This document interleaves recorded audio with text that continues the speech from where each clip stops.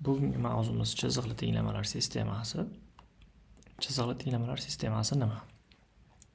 Chiziqli tenglamalar sistemasi bir nechta noma'lum va bir nechta chiziqli tenglamadan tashkil topgan sistema hisoblanadi. Mana ko'rib turibmiz, ikkita noma'lum, noma'lumlar bu yerda x hamda x va y noma'lumlar va ikkita chiziqli tenglamadan. Mana birinchi chiziqli tenglama, mamnunimiz ikkinchi chiziqli tenglamadan tashkil topayotgan sistema bo'lyapti. Eng ko'p uchraydigan chiziqli tenglamalar sistemasi ikki noma'lumli mana shu ko'rinishda bo'ladi. Kamroq, bundan kamroq ko'rinishda bo'ladi. 3 ta noma'lum x, y, z noma'lumli bo'ladi. 3 ta tenglama bo'ladi. Pastda yana bitta tenglama bo'ladi. Unaqa misollarni ham ko'ramiz. Lekin boshlanishda o'rganishimizda ikkita noma'lumdan boshlaganimiz yaxshi. Bu yerda A1, A2, B1, B2, C1, C2 sonlarimiz, demak, haqiqiy sonlar, qanaqadir sonlar beriladi misollarda. Biz o'sha sonlardan kelib chiqib sistemani yechishimiz kerak. Ana endi e'tibor qaratishimiz kerak bo'lgan navbatdagi narsa chiziqli tenglamalar sistemasining yechimi. Demak, chiziqli tenglamalar sistemasining yechimi nima degani? Mana shu narsani yaxshilab bilib olishimiz kerak. Mana yechimi degani biror x, y sonlar juftligi yechimi bo'lar ekan. Ya'ni masalan x larni o'rniga 2 ni qo'yganimizda, y larni o'rniga 3 ni qo'yganimizda har bir tenglamani qanoatlantirsa 2 u 3 uni yechimi deyiladi. Agar yechimi nechta desa, mana shu yerda 2 ta deyishimiz kerak emas, bitta deyishimiz kerak. O'zi yechim degani mana shu sistema tarkibidagi har bir tenglamani qanoatlantiradigan x, y juftliklar nazarda tutiladi. Demak, x lar o'rniga 2 larni qo'yib chiqsak, 3 lar o'rniga y lar o'rniga 3 larni qo'yib chiqadigan bo'lsak, birinchi tenglama ham ikkinchi tenglamani ham qanoatlantirsa 2 u 3 uni yechimi deyiladi va mana shu yechim bitta yechim hisoblanadi. Mana shu juftlik bitta yechim hisoblanadi. Tushunarlimi? Xo'p, yaxshi, davom etamiz. Ana endi yechish usullari. Chiziqli tenglamalar sistemasini demak, yechish usullari. Chiziqli tenglamalar sistemasi qisqartirib CTS qo'yib qo'yib, ni yechish usullari.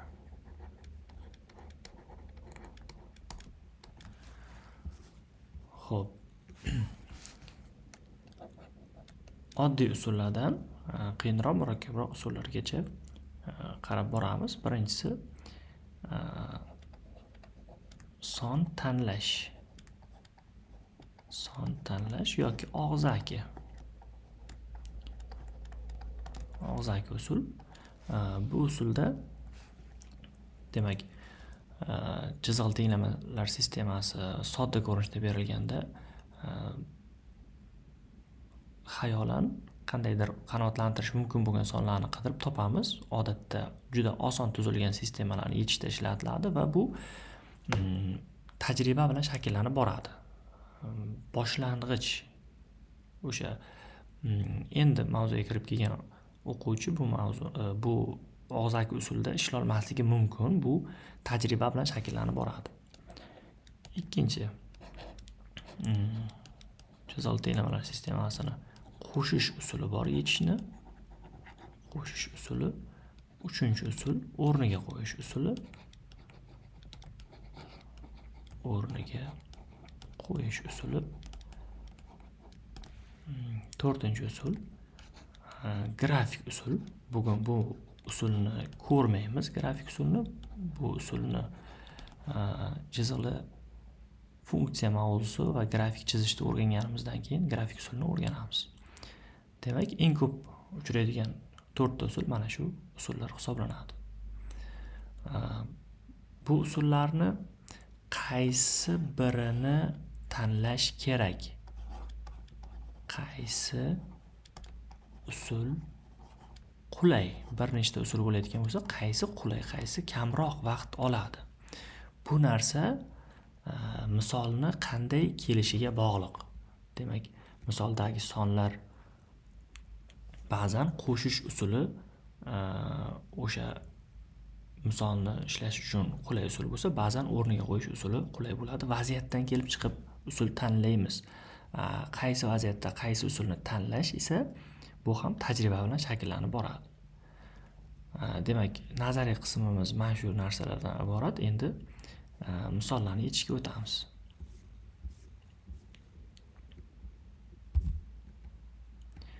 Tenglamalar sistemasi misollarni yechamiz. Xo'p. Mana birinchi y barobar 2x plus 5 va y barobar 3x plus 2 ko'rinishidagi ikkita tenglamalar tashkil topgan sistema. Bu usulda o'rniga qo'yish usulini ishlatamiz. O'rniga qo'yish usulini mazmunini ham birdan tushunib ketamiz shu yerda. Xo'p, o'rniga qo'yish usuli nima?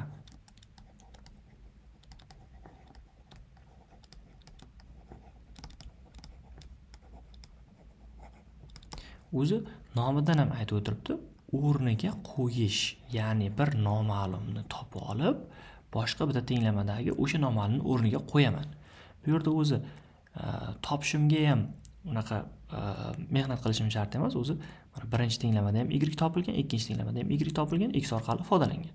Mana shu ikkalasini deylik y, demak birinchi tenglamada 2x plus 5 ga teng bo'layotgan bo'lsa, ikkinchi tenglamadagi demak mana shu y'imizni o'rniga 2x plus 5 ni qo'yib yuboraman.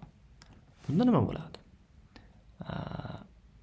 2x plus 5 barobar 3x plus 2 bo'lib qoladi. Va oddiy biza chiziq tenglamalarni yechishni bilamiz. Oddiy tenglama bo'lib qoldi. Ma'lumlarni bir tarafga, noma'lumlarni bir tarafga o'tkazsam, 2x minus 3x barobar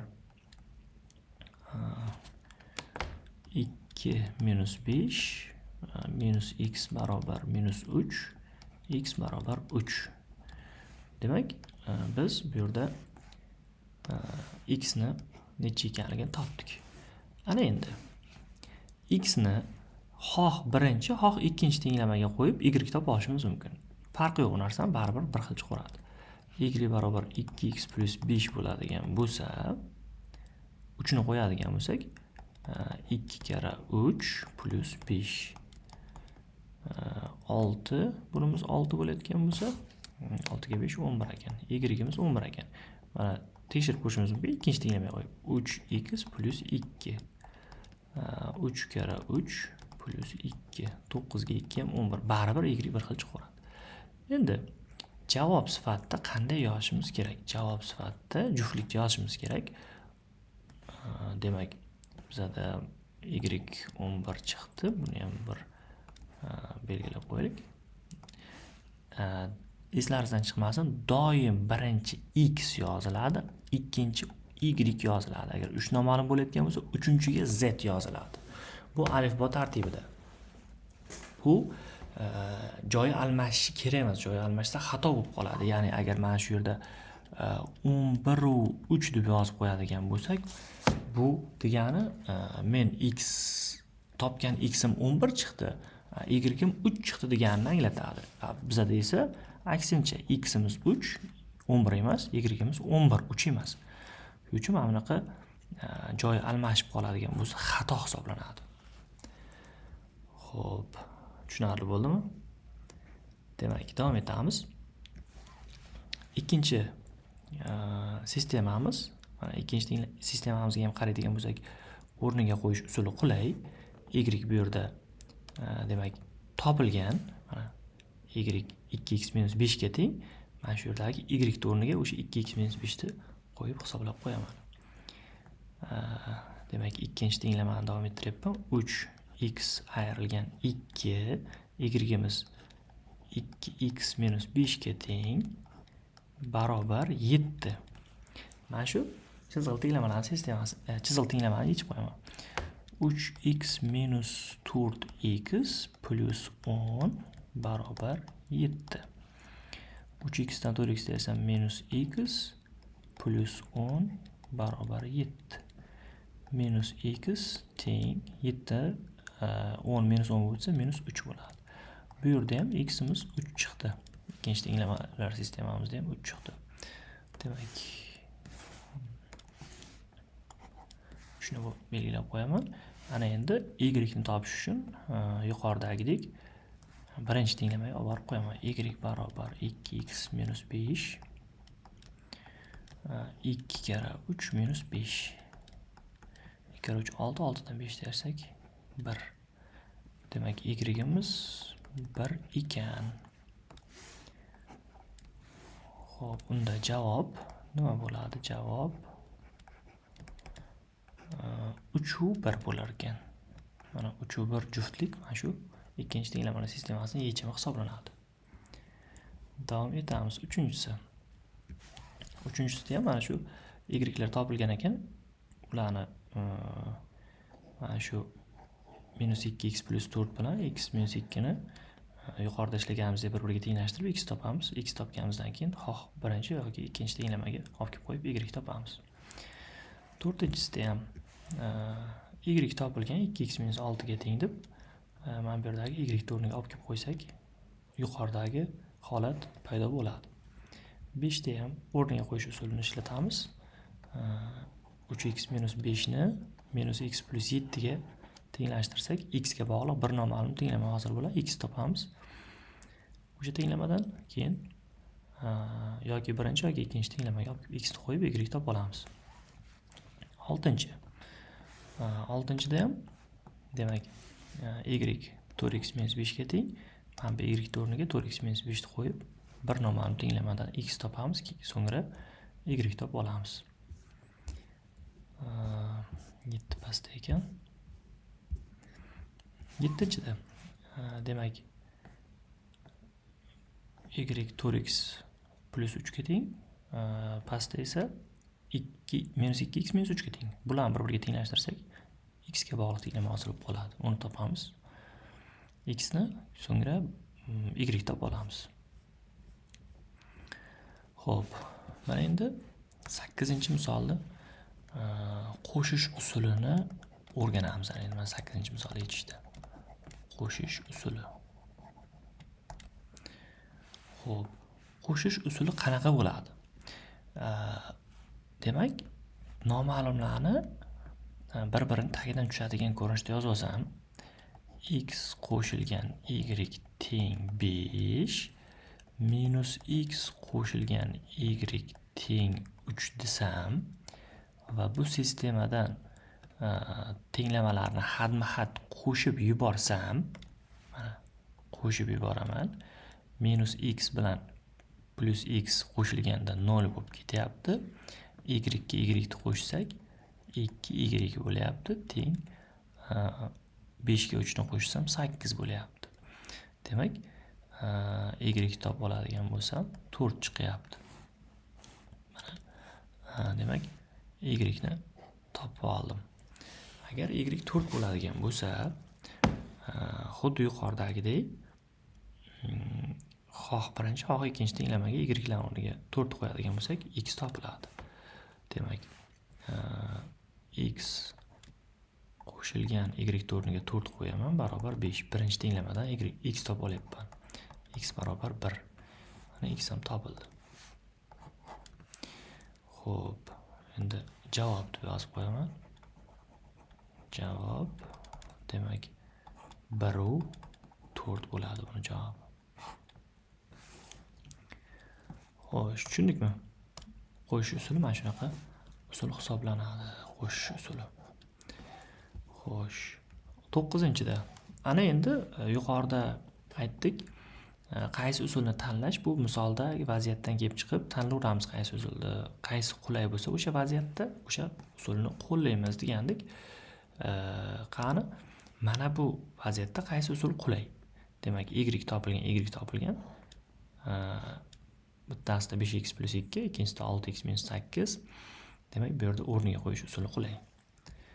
Xo'sh, bu vaziyatda mana shu 10-misolni ikkita usulda ham ishlab ko'ramiz.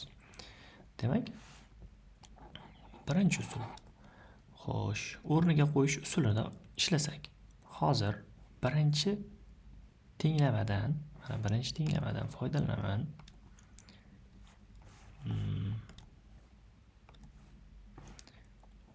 Birinchi tenglamadan xoh x ni xoh y topib olaylik. Farqi yo'q narsani. Agar x ni topib oladigan bo'lsam, y minusdan plus bo'lib o'tadi tenglikdan yo'g'i, y plus 8 bo'lib qoladi. Va ikkinchi tenglamamadagi x ni o'rniga ikkinchi tenglamamadagi mana bu x ni o'rniga o'sha y plus 8 ni mana shu y plus 8 ni qo'yaman. Bunda nima hosil bo'ladi? 3 kara y plus 8 minus 4y barobar 3 hosil bo'ladi. Qasddan ochadigan bo'lsam 3y plus 24 minus 4y teng 3 bo'ladi. Xo'p, 3y dan 4y dan ayrsam minus y bo'ladi. Minus y bo'ladi.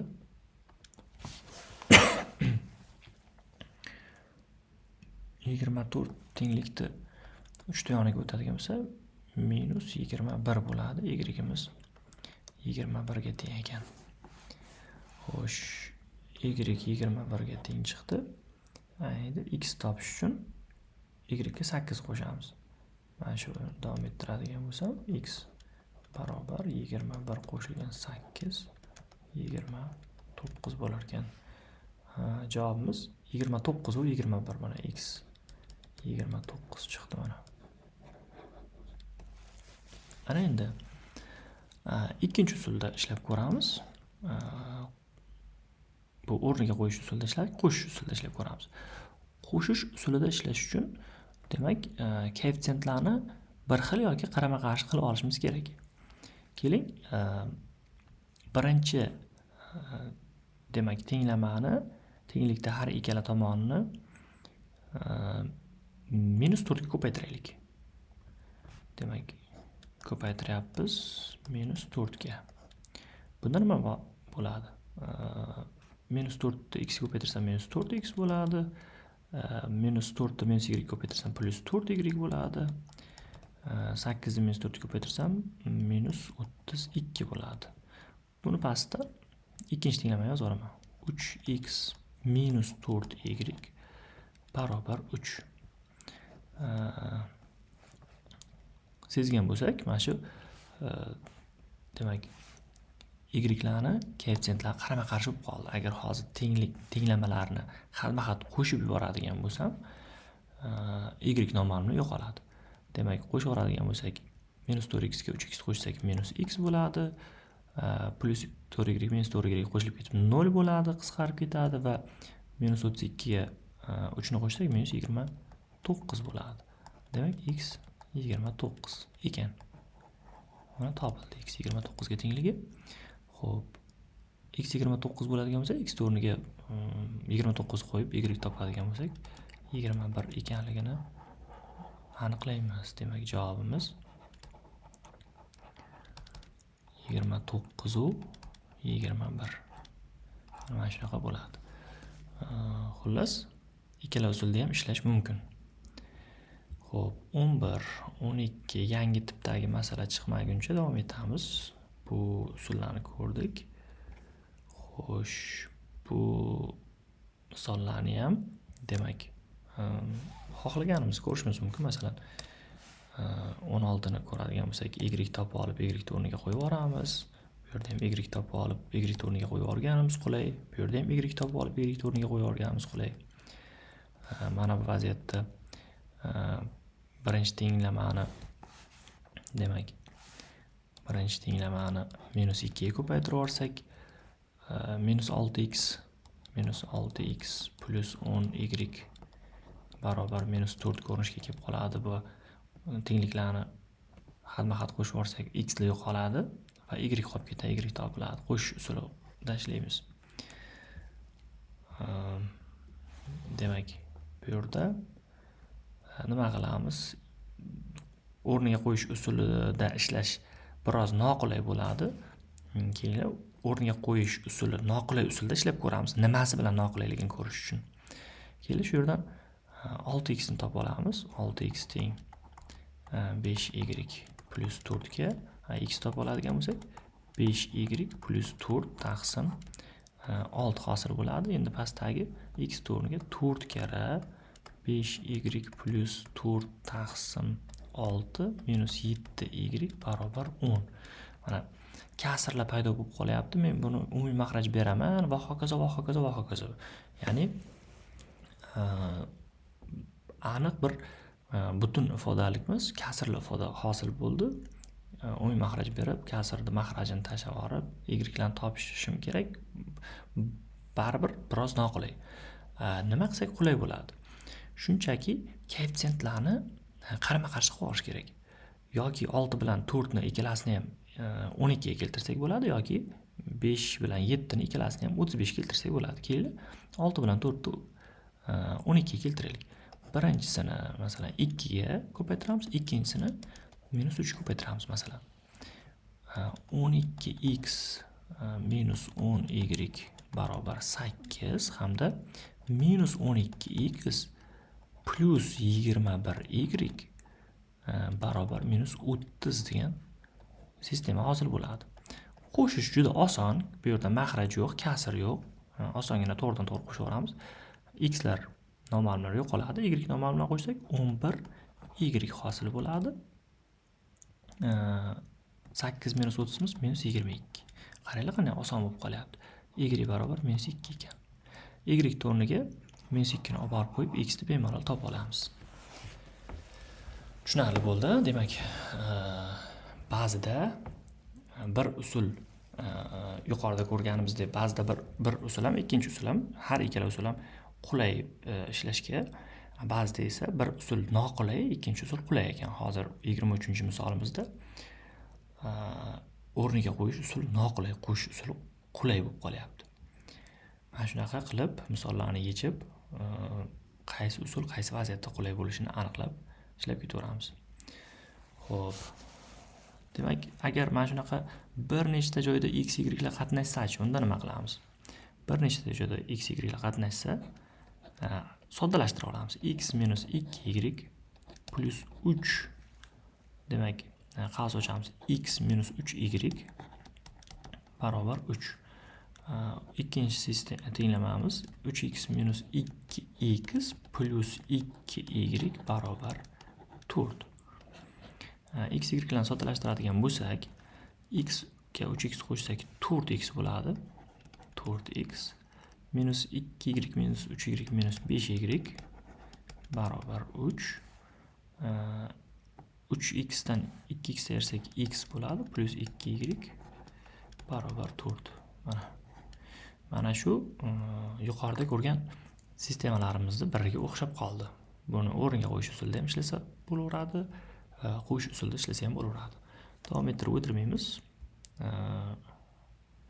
Vaqtni tejash maqsadida deylik, 26 da ham qavslar ochib chiqiladi, x lar, y lar soddalashtiriladi. Xuddi mana shu sistemaga o'xshab soddalashib qoladi. 27 da ham shunaqa. 28 da kasrlik kelyapti. Ishlashga joyimiz torlik qilmaydimi? Demak, mana shu 28 da mana bu yerga keling. Men o'zim shaxsan ishlatadigan va o'zim uchun qulay deb bilgan usul, deylik, umumiy makhraj 4 bo'ladigan bo'lsa, tenglik 2 tomon 4 ko'paytirib olish. Buni ham tenglik 2 tomon 4 ko'paytirib olish. Kasrda makhrajlardan qutulish maqsadida. 4 da birinchi kasrni ko'paytirsam, makhraj bilan qisqarib ketib x plus 2y qoladi. Minus 4 bilan 2 qisqaradigan bo'lsa, 2 kara surat qoladi. 3y plus x qoladi. Barobar 1 ni ham 4 ko'paytirib olsam 4 bo'ladi. Ikkinchisini 4 ko'paytirib olsam, 4 bilan 2 qisqarsa 2 qoladi, surat x plus 3y. Minus 4 bilan 4 qisqarsa 3x plus 2 barobar minus 8 bo'ladi 4 ko'paytirib olsak. Mana 25, 26, 27-misollarga o'xshab qoldi. Hozir qavslarni ochib soddalashtirsak, 25 dagi mana bunaqa oddiy sistemaga o'xshab qoladi. Tushunarli bo'ldimi? Bularning hammasi oddiy misollar. Hammasida, deylik, makhrajlardan qutulish uchun umumiy makhrajni ko'paytirib olishimiz juda qulay usul hisoblanadi. Birortasini ko'rsak, xo'p, mana masalan 32 ni ko'raylik. 32 ni ko'raylik. 5 bilan 2 ekan, 10 ga ko'paytirib yuboraman. 10 ga ko'paytirib yuborsam, 10 bilan 5 qisqarsa 2 karra 2x minus 1 bo'ladi. Qo'shilgan 10 bilan 2 qisqarsa 5 karra y plus 3 bo'ladi. Barobar 30. Ikkinchi tenglamamizda proporsiya qilib yuboradigan bo'lsak, 5 ni ko'paytiramiz x plus y ga barobar 4 ni ko'paytiramiz x plus 2y ga. Mana sistema. Buni qasdan ochadigan bo'lsak, 4x minus 2 plus 5y plus 15 barobar 30. 5x plus 5y barobar 4x plus 8 y bo'lib qoldi. Xo'p, x larni y larni soddalashtirsak, demak 4x plus 5y 15 dan ekansak 13. 13 minusdan 30 30 dan 13 narsak 17 bo'lyapti.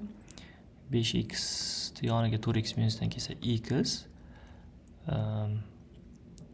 Demak 8y minusdan olib kelsa minus 3y barobar 0 bo'lyapti. Mana oddiy sistemaga aylanib qoldi. Xo'sh, demak buni ham birinchi tenglamani ham proporsiya qilib ko'paytirib yuboramiz, buni ham proporsiya qilib ko'paytirib yuboramiz va soddalashtiramiz. Xo'p.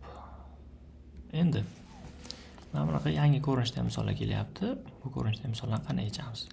X kvadrat minus y kvadrat 5 ekan. X minus y, x plus y ikkita qavsga ajraladi bu. Teng 5. X plus y 1 ekan. Mana bu 1 ga teng ekan. Demak, x minus y 1 ga ko'paytirilsa 5 bo'lsa, x minus y 5 ekan. Tagiga x plus y barobar 1 ligini yozib olaman. Mana shu sistemani yechaman. Qo'shib yuborsam y lar yo'qoladi. X ga x ni qo'shsam 2x bo'ladi. 5 ga 1 ni qo'shsam 6 bo'ladi. X 3 ekan. X 3 bo'layotgan bo'lsa, 3 ni olib borib ikkinchi tenglamaga qo'ysak, x 3 bo'lsa, 3 qo'shilgan y barobar 1, y barobar minus 2 ekan. X ham y ham topildi. Xo'p, 3 noma'lumli bo'lsa nima qilamiz? 2 noma'lumli bo'lganda nima qildik yuqorida? Bitta noma'lumga o'tib oldik. 3 ta noma'lum bo'layotgan bo'lsa, avval 2 ta noma'lumga o'tib olamiz. Ana undan keyin demak, 2 ta noma'lumni ishlab qo'yaveramiz. Xo'sh.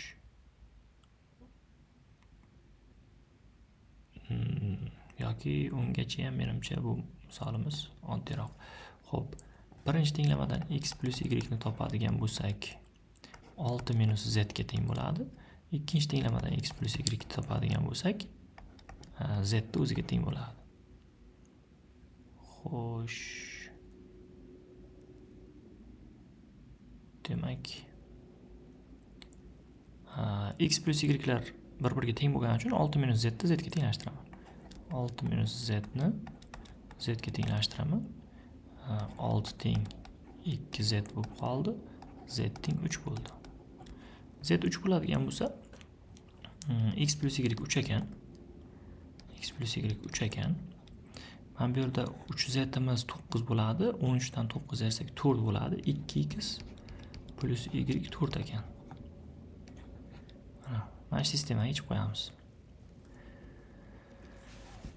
Agar y kvadrat x kvadrat yoniga o'tkazib olsak, x kvadrat minus y kvadrat teng minus 3, x plus y teng 3. Yuqoridagi tenglamani x minus y, x plus y ga ajratib 36 da ko'rdik. 36-misoldagida ishlaymiz. 40 da ham birinchi tenglamani ko'paytiruvchi ajratamiz. 36 da bo'lib qoladi. 41 da ham 42 da 3 ta noma'lum, 43 da 3 ta noma'lum ekan. Demak, 2 ta noma'lumga o'tish qanaqa bo'ladi?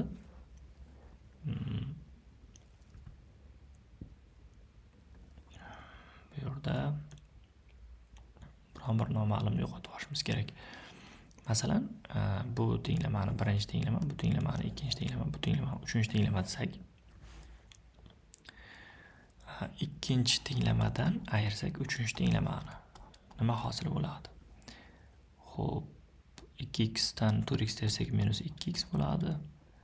minus y bo'ladi, minus 2y bo'ladi, teng minus 2 bo'ladi. Yoki buni yozib olishimiz mumkin.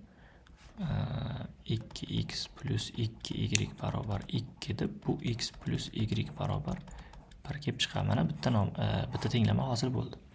Ana endi biz ikkinchi va uchinchi tenglamalardan foydalandikmi?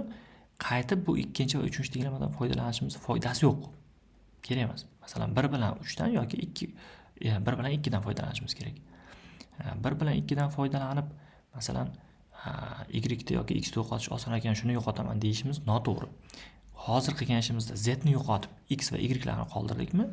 Endi qiladigan ishimizda ham x va y ni qoldirishimiz kerak. Buning uchun masalan, birinchi tenglama bilan ikkinchi tenglamani oladigan bo'lsak, ikkinchi tenglamani 3 ga ko'paytiradigan bo'lsak, tepasidan yozaylik. 6x bo'ladi, minus 3y bo'ladi, plus 3z bo'ladi, barobar minus 1 3 ko'paytirsam, demak minus 3 bo'ladi. Endi bor e'tiborimizni mana bu ikkita tenglamaga qaratamiz. Agar shu ikkita tenglama ayiraveradigan bo'lsam, z lar yo'qoladi. 6x dan x tersam, demak 5x minus 3y ayrilgan minus 2y minus y 3z lar qisqarib ketdi. Minus 3 minus 4 minus 7 bo'lib qoldi. Endi shuni mana x va y lar bilan bog'liq yana bitta tenglama. Agar x plus y barobar 1 deb yozib, 5x minus y barobar minus 7 deydigan bo'lsam, mana ikkita noma'lumlarga o'tib oldim. Mana shu ikkita noma'lumlarni demak ikkita noma'lumni yechib qo'yadigan bo'lsam, x va y chiqadi. Ularni topib, xohlagan bittasiga x va y larni qo'yib chiqib, z ni topib olsak bo'ladi. Maqsad 3 noma'lumli tenglamalar sistemasidan 2 noma'lum tenglamalar sistemasiga o'tib olish. Tushunarli bo'ldimi? Xo'sh. Demak, parametrli tenglamalar sistemasi, demak, qachon tenglamalar sistemasini yechimi bo'ladi. Masalan, a, b ni qanday qiymatlarda 1 bilan 2 yechim bo'ladi. Bu savolga teskari savol qo'ya olamiz. Yechim 1 bilan 2 bo'lsa, a bilan b ni toping deb. Yechim 1 va 2 bo'layotgan bo'lsa, demak, x'imiz 1, y'imiz 2. X ga 1, y ga 2 qo'ysak nima hosil bo'ladi? 5a, x ga 1 qo'yganmiz, y ga 2 qo'yapmiz, 2 ga 2 4 plus 4b barobar 13. X ga 1 qo'ysam a plus y ga 2 qo'ysam 4b barobar 9. Mana sistema hosil bo'ldi. A bilan b ni bemalol topib olaveramiz shu yerdan. Tushunarli bo'ldimi? Hammasida shunaqa tipdagi masalalar ketyapti. Noma'lum koeffitsiyentni toping. Ayniyat, demak, tenglik ayniyat bo'layotgan bo'lsa, noma'lum koeffitsiyentni topishimiz kerak. Xo'p. Uning uchun nima qilamiz? Ikkala tomondan mos koeffitsiyentlarni tenglashtiramiz. Mos koeffitsiyent degani agar bu yerda x da 6 2 turgan bo'lsa, bu yerda x da 6 a turgan bo'lsa, a teng 2 da olamiz. Ozod xat, masalan, b bo'ladigan bo'lsa, bu yerda 1 bo'ladigan bo'lsa, b teng 1 deb yozib olamiz. A 2 ga, b 1 ga teng ekan. Bu vaziyatda a, demak, bu yerda 4 turgani uchun 4 ga teng bo'ladi a, b esa 5 ga teng bo'ladi. Xo'p, mana bunaqa murakkabroq holatlarni ko'ramiz. Xo'p, mana buni ko'rayotgan bo'lsak, agar qavslarni ochadigan bo'lsak, 4ax plus 2a plus 3bx minus 2b soddalashtiradigan bo'lsak, ya'ni x larni qavsini tashqariga chiqarib olsak, 4a plus 3b x bo'lyapti. 2a minus 2b ko'rinishda bo'lyapti. Demak, mana shu 8x plus 14imiz teng ekan 4a plus 3b kara x qo'shilgan 2a minus 2b ga. Xohlasam buni ham qavsga olib qo'yaman. Demak, mos koeffitsiyentlarni tenglashtirishim kerak. Bu yerda mos koeffitsiyentlar nima bo'lyapti? 8 bilan mos koeffitsiyent mana 4a plus 3b bo'lyapti va 14 bilan 2a minus 2b bo'lyapti. Ularni tenglashtiraman. Tenglashtiradigan bo'lsam 4a plus 3b teng 8 va 2a minus 2b barobar 14. Bular bir vaqtda bajarilsa, demak sistema hosil bo'lyapti. Mana shu sistemaga yechib qo'yish kerak. Bu sistemaga yechishni o'zi yuqorida ko'rib o'tdik. Xuddi shunday davom etaveramiz. Demak, bu yerda o'ng mahraj bera olishimiz kerak. Bunga x minus 5 dan, mana bunga x plus 1 dan o'ng mahraj beramiz. Demak, a x minus 5a hamda plus b x plus b bo'lib qoldi. Soddalashtirsam a plus b kara x plus minus 5a plus b ko'rinishga kelib qoldi. Mana shu suratda 3 turganligi uchun mana 3 ni xohlasak mana 0 kara x plus 3 deb yozishimiz mumkin. Demak 0 kara x. Bu yerda x oldidagi koeffitsient a plus b, u yerda x lik had yo'q, x oldidagi koeffitsient 0 bo'lyapti deymizki. A plus b ni 0 ga tenglashtiramiz. Minus 5a plus b ni bu ozod xat bo'lyapti. Bu yerda ozod xat 3 ga teng. 3 ga tenglashtiramiz. Mahrajlar o'zi bir xil bo'lib qoladi. Misollarni o'zi shunaqa qilib tuzilgan. Mahrajlar bir xil bo'lib qoladigan tuzilgan. Mahrajlar ketadi o'zi qisqarib. Demak, mana shu sistemaga yechib qo'ysak, a va blar topiladi. Qolgan misollarda ham xuddi shunaqa. Xo'p, nechta yechimga ega? Deylik, agar qo'shib bo'lsak, qaranglar. Demak, bular 0 bo'lib ketdi, bu ham 0 bo'lib ketdi, barobar 5 bo'lib qoldi. 0 teng 5 bo'lib qoldi.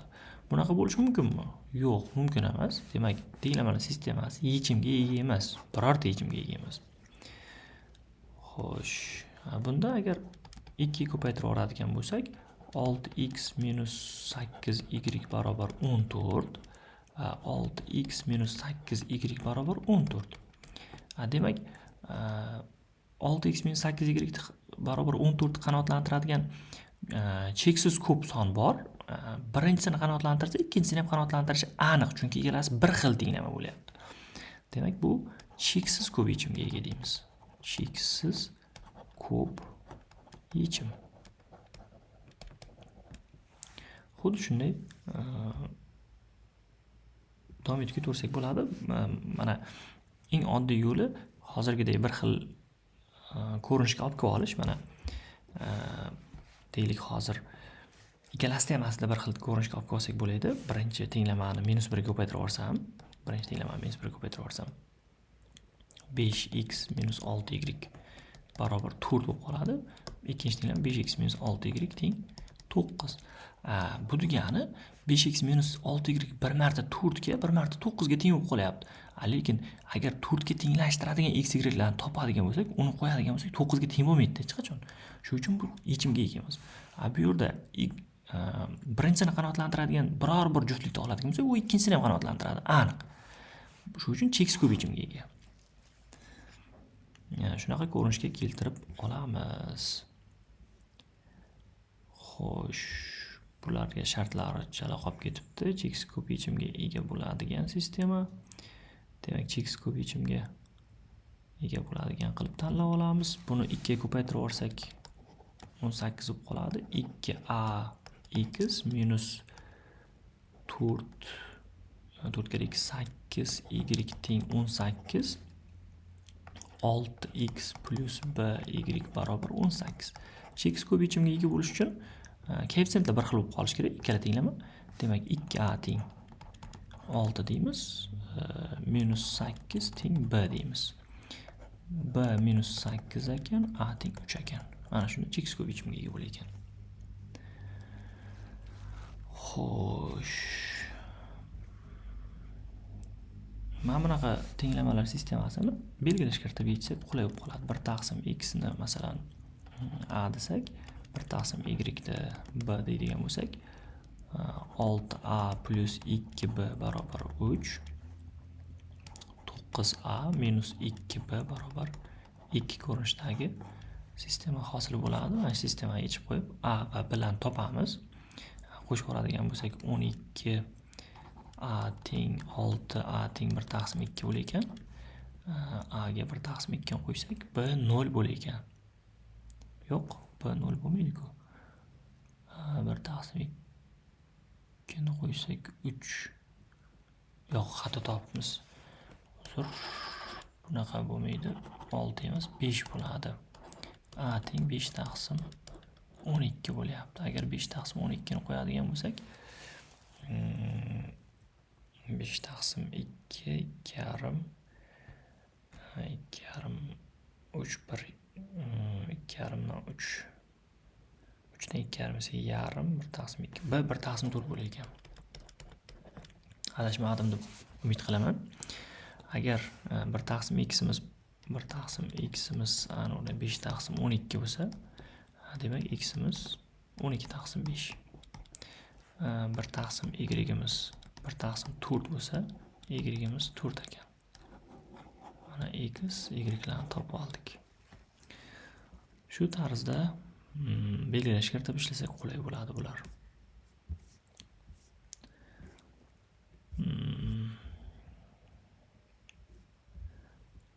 Mavzumizda qisqacha mazmuni shundan iborat. Misollarni yechib bu mavzuni bemalol mustahkamlasak bo'ladi. Mavzu qiyin emas, faqat diqqat bilan ishlashimiz kerak.